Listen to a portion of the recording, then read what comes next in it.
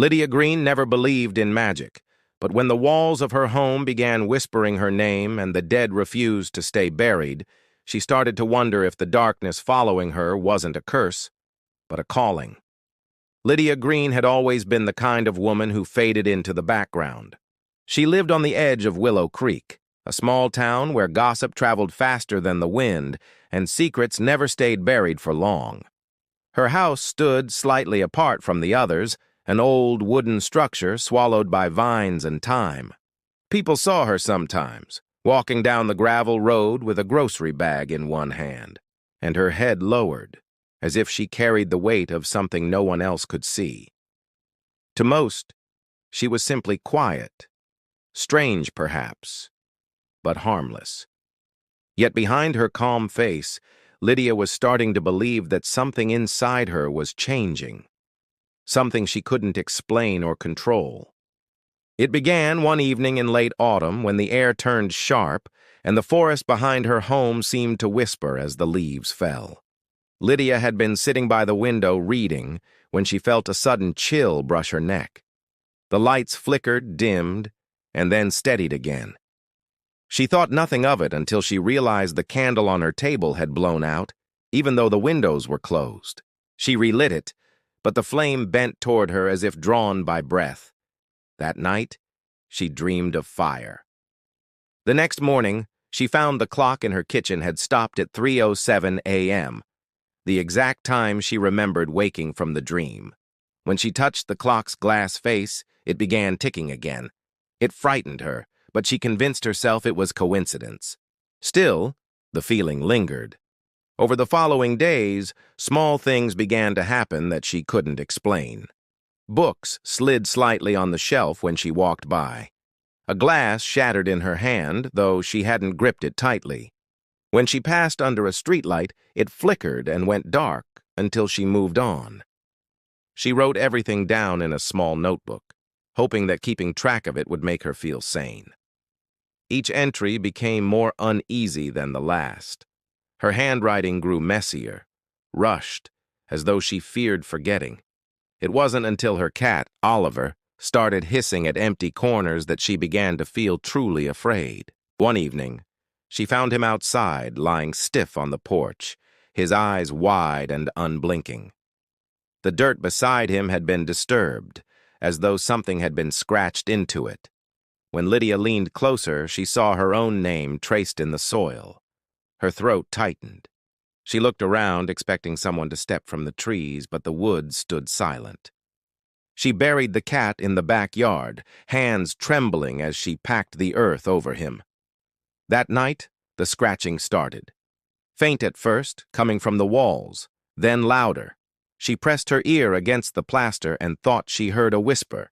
Her name again, drawn out slowly, as though the house itself was speaking to her. She couldn't sleep after that. She sat awake until morning, her notebook open in her lap, the final line of that night's entry written in shaky ink. Something knows me. The next morning brought a pale, uneasy light that filtered through Lydia's curtains. The house felt colder than it should have, the air damp and heavy as if it carried a warning. She moved through the rooms in silence, checking the doors and windows, half expecting to find them open. Everything was locked, yet the scent of earth clung to the air, the same smell that had lingered the night she buried her cat. On the wall near her bed, something new had appeared, a faint black mark shaped like a circle with 3 intersecting lines. It wasn't drawn with a pen or painted. It looked burned into the wood. She ran her fingers over it and felt the warmth pulsing faintly beneath the surface. She tried to ignore it, convincing herself that the strange events were tricks of the mind. Still, she couldn't shake the unease curling inside her. Later that afternoon, she drove into town, hoping to distract herself with errands. But as she passed people on the street, a few turned their heads sharply, staring longer than they should have. She wondered if she looked as haunted as she felt. At the grocery store, she overheard 2 women whispering about odd lights near the forest, blue and flickering like fire. Lydia pretended not to hear, but her stomach turned. She had seen a blue light herself the night before, a glow moving behind the trees that vanished the moment she looked at it. Back home, she sat on her porch, trying to breathe in the calm of the woods. The sound of wind through the branches was almost comforting until she noticed something glinting in the dirt near the steps. She brushed the soil aside and uncovered a small metal box, rusted and cold to the touch. The lid creaked open to reveal a strip of parchment folded carefully around a bone pendant tied with black thread. The parchment was covered in writing she couldn't understand, symbols that twisted and curved like vines. The longer she looked at them, the dizzier she felt, as if the words themselves hummed with sound. She dropped it and stumbled backward, her heartbeat thundering in her chest. That night, she couldn't stop thinking about the box. Curiosity won over fear, and she retrieved it from where it had fallen. When she held the necklace, a rush of heat spread through her fingers, searing but not painful. The air around her grew still. Then came the faintest whisper, close enough to make her skin prickle. She dropped the pendant and the warmth vanished. In the quiet that followed, she heard footsteps on the porch, slow, deliberate.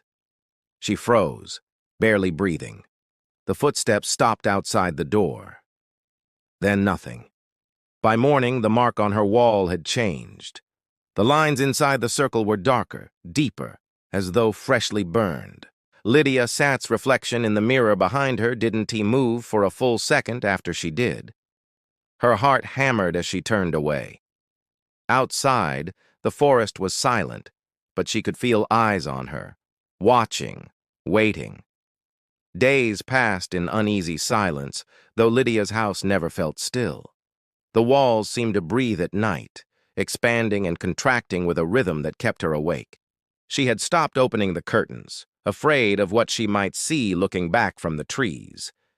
The mark on her wall had grown darker still, and sometimes faint lines of smoke rose from it, disappearing before she could prove it was there. The air was thick with the smell of something metallic, like blood and earth mixed together. She tried to clean the mark again, but her hands shook too much. The rag she used turned black, though the wall remained unchanged. The townspeople had begun to notice her absence.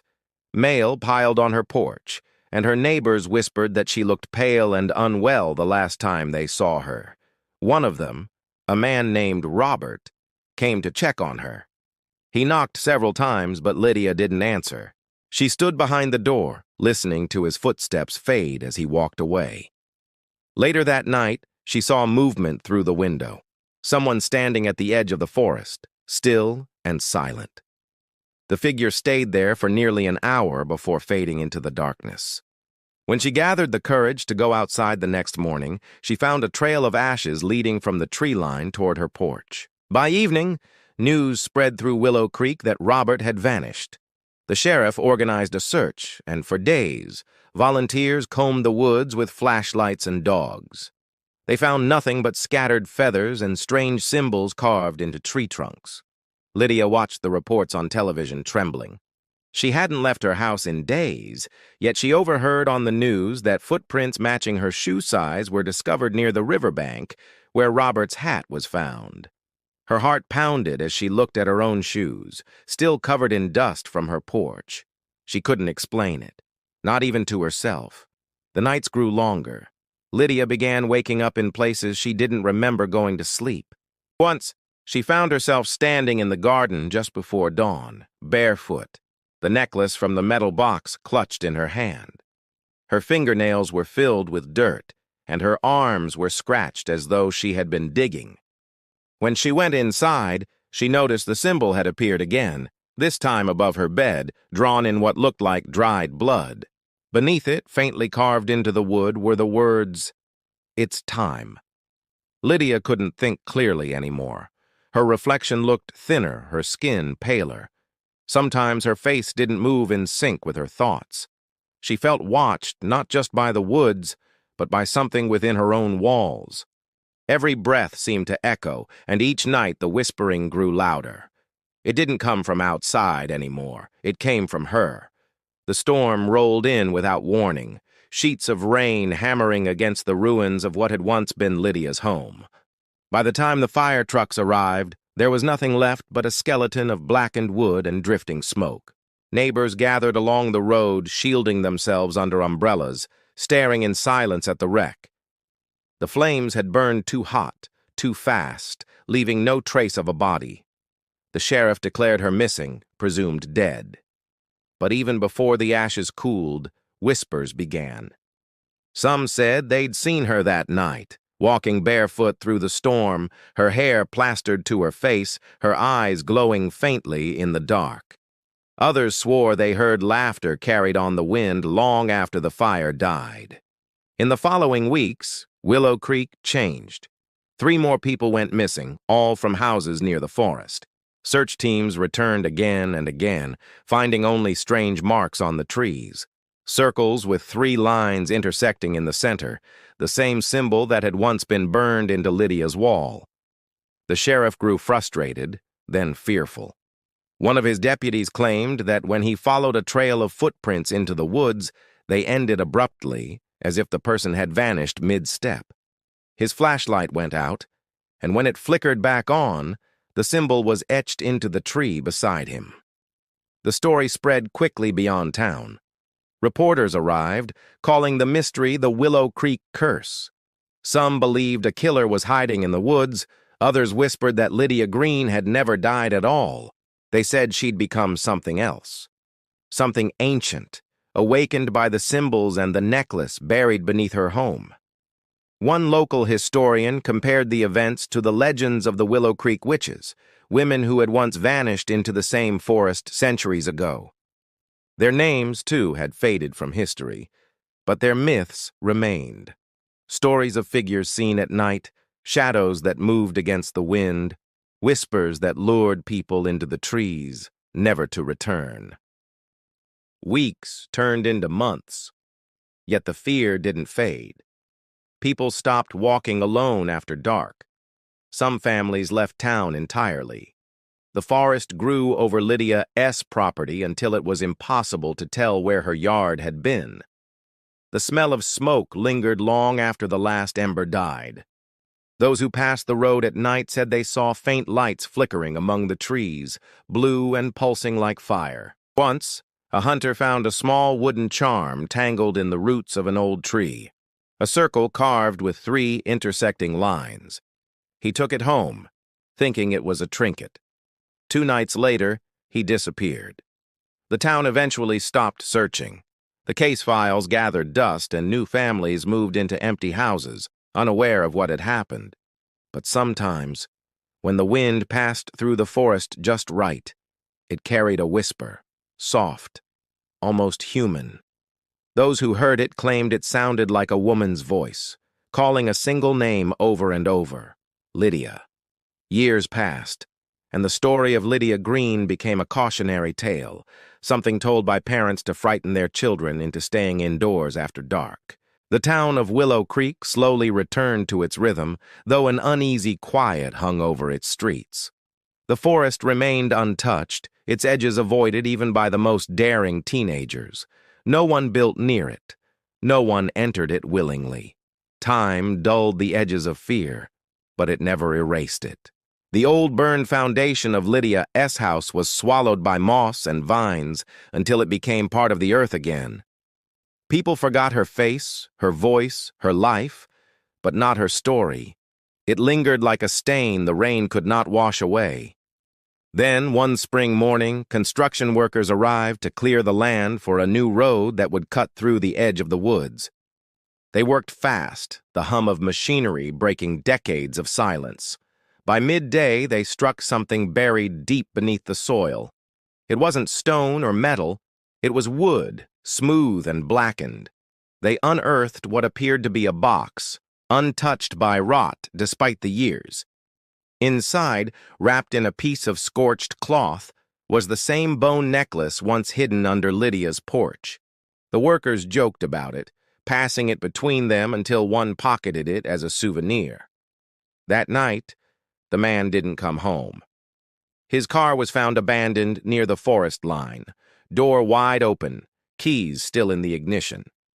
The next day, his footprints were discovered leading into the trees, and stopping halfway through, just like the deputies years ago. Word spread fast.